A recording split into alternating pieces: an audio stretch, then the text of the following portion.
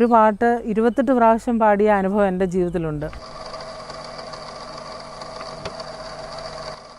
സംഗീത ജീവിതത്തിൽ എനിക്ക് വളരെ നല്ല പാഠങ്ങളാണ് ആ പ്രോഗ്രാമൊക്കെ തന്നത്. എങ്ങനെ പാടണം, എങ്ങനെ നമ്മൾ മൈക്ക് പിടിക്കണം, എങ്ങനെ നമ്മൾ പാടുമ്പോൾ ഉള്ള എക്സ്പ്രഷൻസ്, ഫീലിങ്സ് ഒക്കെ കൊടുക്കണം എന്നൊക്കെ ഉള്ളത്, ഇങ്ങനെയുള്ള വലിയ വലിയ സംഗീതജ്ഞരോട് കൂടെയുള്ള ആ ഒരു അനുഭവമാണ് എനിക്കിങ്ങനെയുള്ള ഒരു സംഗീത ജീവിതത്തിൽ വലിയ പാഠമായി തീർന്നത്.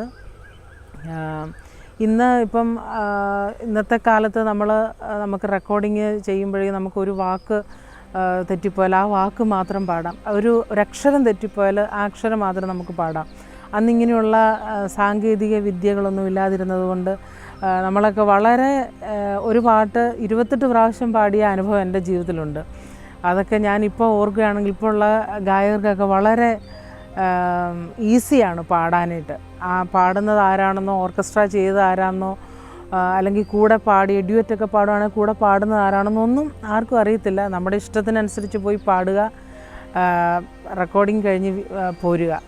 പാട്ട് റിലീസ് ആകുമ്പോഴായിരിക്കും നമ്മുടെ കൂടെ ആരൊക്കെയാണ് പാടിയെന്നും നമ്മുടെ കൂടെ ആരൊക്കെയാണ് വർക്ക് ചെയ്തതെന്നൊക്കെ നമ്മൾ മനസ്സിലാകുന്നത്.